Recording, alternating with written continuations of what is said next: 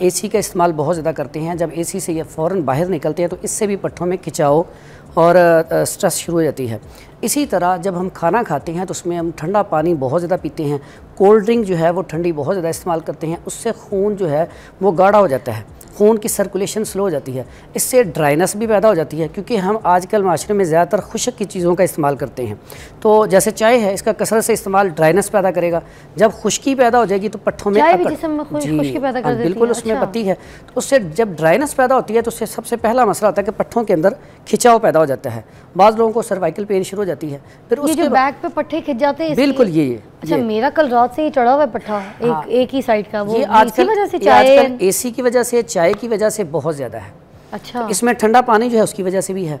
ठंडा पानी तो मैं नहीं, मगर ये मुझे मेरे ख्याल से आप जो कह रहे हैं ना, बिल्कुल ऐसे है। बाज़-औक़ात हम जब लेटते हैं तो सही सिमत नहीं लेटते। हाँ, समटाइम्स सोने में कोई ऐसी कोताही हो जाती है, लेफ्ट सो जाए, राइट सो जाए, ऐसे गलत एंगल से तकिया ऊपर नीचे, है ना। जैसे हमारे प्यारे नबी हज़रत मोहम्मद सल्लल्लाहु अलैहि वसल्लम ने फरमाया कि दाईं साइड पे ऐसे करवट लेके सोएं। हाँ। और जब उठते वक्त भी हम बिल्कुल आराम से उठें। बाज़ औक़ात हम बड़ी जल्दी में उठते हैं तो इससे भी आपके अंदर पेन शुरू हो जाती है। अच्छा। फिर उसके बाद ये जो हम अद्वियात खाते हैं, फौरी तौर पे पेन किलर ले ली, बाज़ औक़ात डॉक्टर से भी नहीं पूछते, किसी तबीब से भी नहीं पूछते, खुद से ही लेके पेन किलर शुरू कर देते हैं। ऐसे ही है। पेन किलर जितनी है वो ड्राइनेस पैदा करती हैं क्योंकि उनका मिजाज खुश्क और गर्म होता है। अच्छा। जब हम खाते हैं तो खुश्की और बढ़ जाती है। बाज़ औक़ात हमारे पास पेशेंट ऐसे आते हैं जिनके वो ज़्यादा मेडिसिन खाने की वजह से ये जोड़ जो हैं ये टेढ़े हो जाते हैं, हाथ ऐसे मुड़ जाते हैं। क्यों? वो बार बार मतलब ना खुश्क चीज़ें, वो गर्म अद्वियात इस्तेमाल करते रहते हैं। एक वक्त आता है कि ये जो दवाई होती है ये असर करना छोड़ जाती है, तो इसके लिए फिर हम ऑयल बताते हैं पीने के लिए। मगर कुछ दर्द वो भी तो होते हैं ना जो जोड़ों के होते हैं, उम्र की वजह से हो जाते हैं शुरू। हाँ जी, जोड़ों के पेशेंट हो जाते हैं। जब इंसान की उम्र 40 साल से क्रॉस होती है ना तो उसका मिजाज हो जाता है खुश्की में चला जाता है, खुश्की और सर्दी में। कभी आप देखें बूढ़े जो हैं अक्सर औकात पूरी पूरी रात सोते ही नहीं हैं, उन्हें नींद ही नहीं आती। उसकी वजह क्या आती है? जैसे जैसे हमारी उम्र बढ़ती है हमारे अंदर ड्राइनेस बढ़ती जाती है, खुश्की बढ़ती जाती है। जब खुश्की बढ़ती जाती है तो जो जोड़ है इनके अंदर लुब्रिकेशन होती है, जैसे हम आम ज़बान में कहते हैं ग्रीस होती है। तो सॉरी, मेरी गाड़ी ख़राब हो गई थी रास्ते में, इसलिए फ़ोन है। अच्छा सॉरी। अच्छा, इसमें जो लुब्रिकेशन होती है, फ्लूइड होता है, वो आहिस्ता आहिस्ता खुश्क होकर ख़त्म होना शुरू हो जाता है। तो जो बूढ़े होती हैं उनमें जब ये ख़त्म हो जाता है तो अंदर ड्राइनेस बढ़ जाती है, जिसकी वजह से उन्हें खुश्की हो जाती है, खुश्की की वजह से कॉन्स्टिपेशन हो जाती है। अब होता है क्या, फिर पट्ठों में खिंचाव, जोड़ों में दर्द।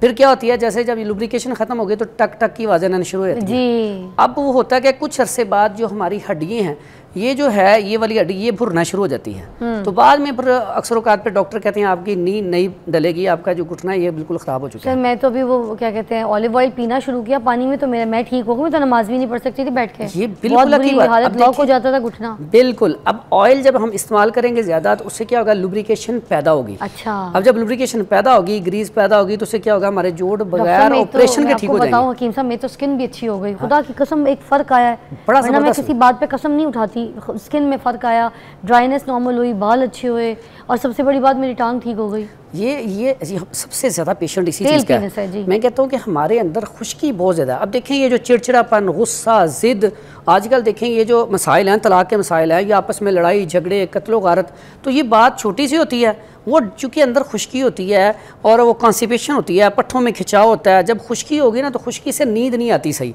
जब नींद नहीं आएगी तो अच्छा, ये जो हमारे जिस्म में खुश्की है, ड्राइनेस है, तो ये इस सारा कुछ जो होता है इसी की वजह से होता है, क्योंकि डॉक्टर्स तो मतलब मानते ही नहीं इस चीज़ को, बस ये दो ही चीज़ें होती हैं। नहीं, मेरे पास बाज़ों का डॉक्टर हज़रात आती हैं जब अपनी फैमिली की मेडिसिन लेने आते हैं, तो फिर मैं उन्हें गाइड करता हूँ। देखें, आप कहते हैं कि ये जो आप कहते हैं ठंडी चीज़ें हैं, ऐसा तो कोई इशू नहीं है, कोई गर्म चीज़ है। मैंने कहा देखिए, एक सीना बसीना चीज़ें चलती आ रही हैं। जब भी हमें गर्मी लगती थी तो आलू बुखारा इमली का शरबत वालदा ने बना के दे देना, तो उससे फौरी तौर पे हमारे अंदर वो तब्दीली आ जाती थी।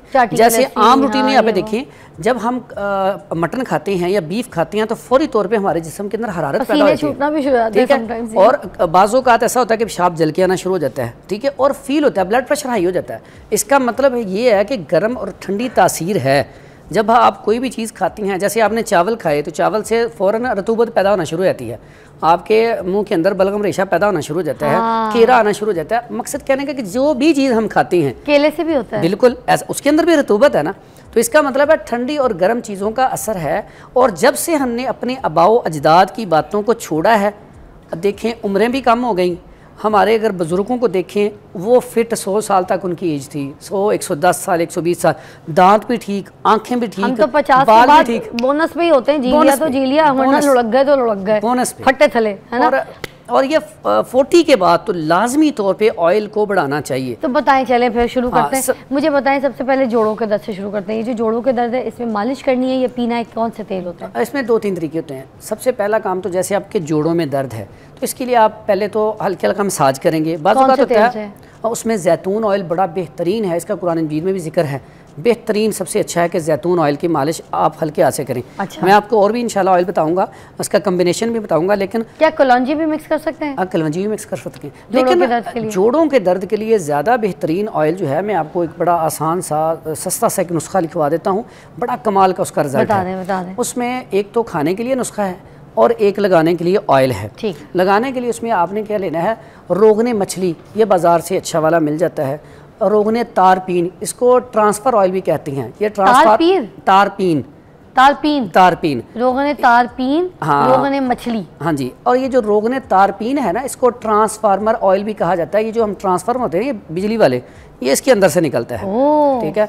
और ये बड़ा ज़बरदस्त है। इसके साथ मतलब यूज ले रहे हैं, यूज ही मिलेगा, यूज वो मिलता ही यूज है। उसके बाद जैतून ऑयल ले लें और रोगने कुंजद, तिलों का तेल, ये 4 ऑयल ले लें 50-50 ग्राम। इनको आप मिक्स कर लें। मिक्स करने के बाद इसका बिल्कुल नरम हाथ से जब भी मसाज करना हो, जहाँ पे आपके पेन हो, ऊपर से नीचे को करना है मसाज। अच्छा, ब्लड सर्कुलेशन ऐसे बिल्कुल ऊपर से नीचे को मसाज करना है और ज़ोर से नहीं करना।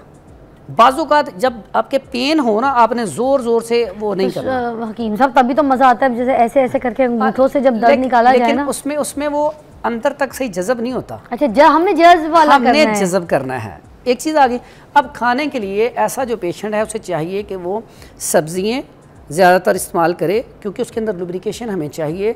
ऐसी सब्जियां जिसके अंदर फाइबर का इस्तेमाल ज़्यादा होता है, जैसे अरवी। अरवी कर सकता है, कद्दू, तोरी, टिंडे, हलवा कद्दू, दाल मूंग वगैरह। अगर वो इसमें इस्तेमाल करना चाहे, मटन थोड़ा बहुत इस्तेमाल कर सकता है, दाल भिंडी कम इस्तेमाल करें। भिंडी का वो भी तो लेकिन साथ हमने ये भी रखना है कि हमने रतूबत पैदा भी करनी है। जो बीच में अगर उसके अंदर वो गर्मी है, उसको निकालना भी है। जैसे यूरिक एसिड है, यूरिक एसिड में अब यूरिक एसिड जम गया हुआ है, अब उसको हमने हरारत पैदा करके निकालने निकालना है। अच्छा, तो अब हमें यहाँ पे बाइल पैदा भी करनी है और निकालनी भी है। जैसे सफरा हम अपनी जुबान में एक मत में कहते हैं सफरा, यानी कि जिगर पैदा करता है वो सफरा पैदा करता है, गर्मी। हमने गर्मी पैदा करके उसको हरारत दे के तो उसको निकालना भी है, जो अच्छी चीज़ है उसे वहाँ पे जज़ब भी करना है। तो ये, लेकिन इसके लिए खाने के लिए एक साथ बड़ा कमाल का नुस्खा है। अगर वो एक कैप्सूल सुबह शाम खा लिया जाए तो फौरी तौर पर पहले दिन से रिलीफ है। वो उसमें असगंध ना गोरी, ये भी आम पंसार स्टोर से बड़ी सस्ती चीजें मिल जाती हैं। असगंध, इसको अश्वगंधा भी कहते हैं। अच्छा, ठीक है, समझ गए। इसके बारे में मशहूर है कि अगर ये कोई एक दरख्त है ना सूख चुका है, उसको भी आप 1 महीना ना उसके वो जड़ में लगाते रहे ना, वो भी हरा हो जाएगा। अश्वगंधा की तो क्या ही बात है। अश्वगंधा इतनी जबरदस्त चीज है, कोई शक नहीं। और ये जो अश्वगंधा है ये 50 ग्राम लेनी है, ठीक है। और सुरंजा शीरी ये भी 50 ग्राम लेनी है। काली मिर्च उसको भी हमने 50 ग्राम लेना है, और सूंड जिसको अदरक खुशक करके ये भी 50 ग्राम। इसको पाउडर फॉर्म में करके तो इसका बड़ा वाला 1000 mg का कैप्सूल भर लें। सुबह और शाम 1 कैप्सूल नीम गर्म दूध के साथ ले लें, फौरी तौर पर रिजल्ट है पहली खुराक से। तो पेट में भी बड़ा जबरदस्त, ये बेहतरीन किस्म का आपके अंदर ना ये फूड सप्लीमेंट भी कह सकते हैं, हर लिहाज से जबरदस्त चीज है। अरे वाह, और एंटीबायोटिक है ये पूरा, क्योंकि एंटीसेप्टिक है अदरक, तो आपको बहुत ही अच्छी प्रॉपर्टीज है उसके अंदर, तो बहुत अच्छा नुस्खा है। एक कॉल शामिल करते हैं प्रोग्राम में। अस्सलाम वालेकुम।